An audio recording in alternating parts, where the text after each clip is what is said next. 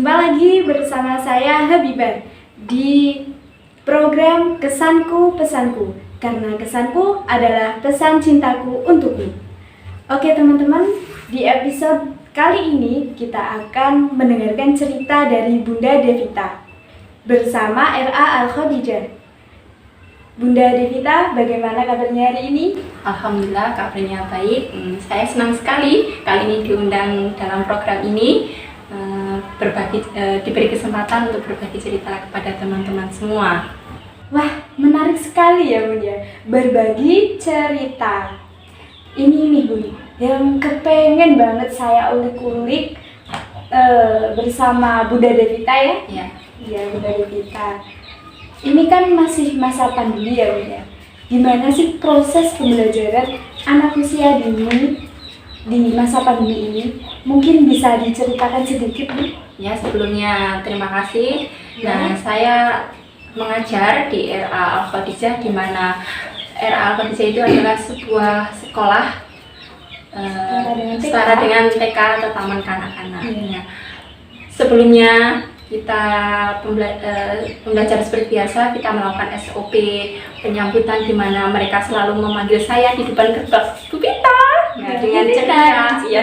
Biasa kan anak-anak seperti itu, dengan ceria, lugu, mereka salim, mereka pelukan dengan saya. Tetapi hal tersebut sudah tidak dirasakan. Iya, karena masa pandemi seperti ini. Nah, karena pemerintah pun juga menghimbau untuk anak-anak belajarnya dihentikan dulu, jadi kita berpikir bagaimana anak-anak itu tetap belajar. Nah, akhirnya kita belajar melalui pembelajaran daring, melalui HP. Mereka di rumah dan bu guru tetap mengajar. Nah, sekarang pembelajaran anak-anak pun ya harus banget ya mendapatkan pendampingan orang tua. Nah, ketika mereka mendapatkan jadwal belajar pun, orang tua pun harus mendampingi.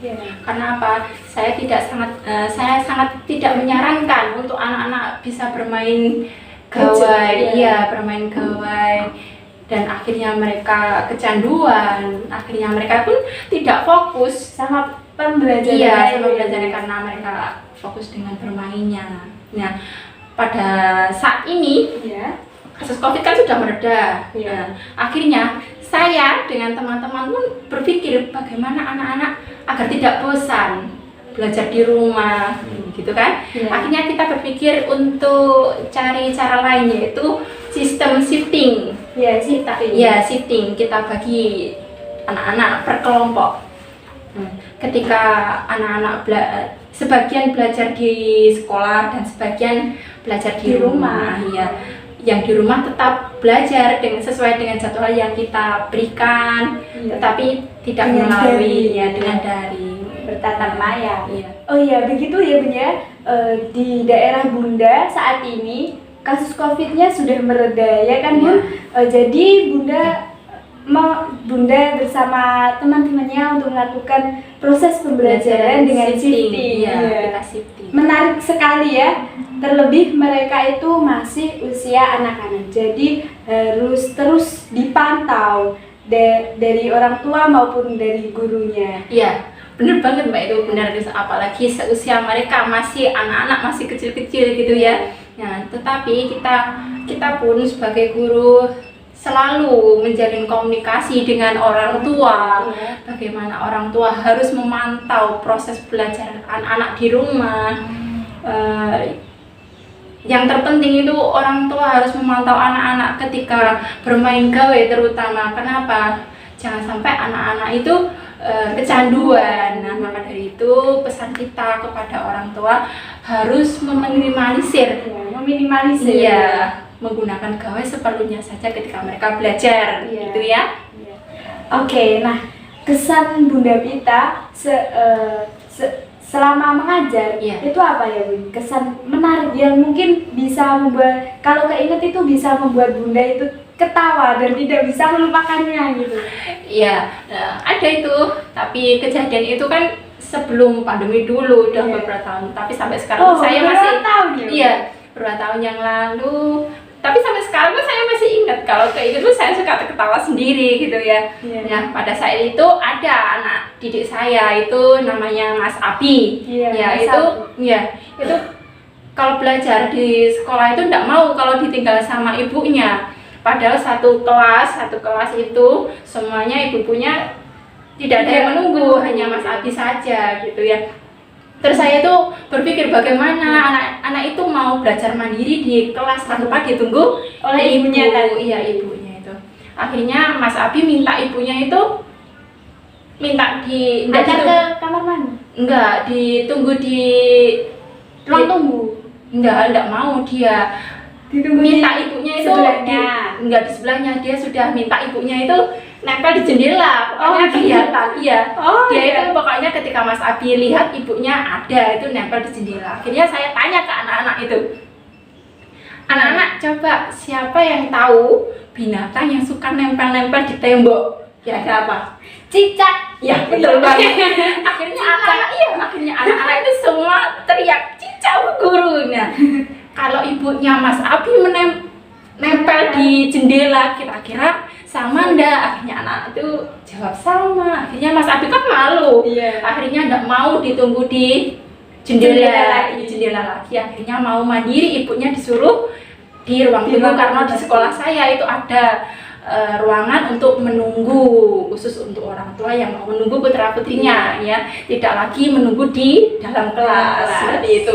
Itu kalau saya ingat itu suka ketawa kalau anak-anak jawab cicak, padahal yang menempel itu ibunya Mas Abi loh ya. Tapi tidak bermaksud untuk saya tidak bermaksud untuk menyamakan ibunya Mas Abi dengan cicak, hanya saja saya mencoba bagaimana Mas Abi itu bisa mandiri di dalam kelas tanpa ditunggu ibunya lagi. Terima kasih Cicak ya. Oke, terakhir Bun, gimana sih cara mengatasi kasus anak yang tidak mau mengerjakan tugas darinya? Kan terkadang ketika mereka sering bermain, mereka tidak mau mengerjakan tugasnya. Ada alasan inilah, itulah. Nah, itu gimana?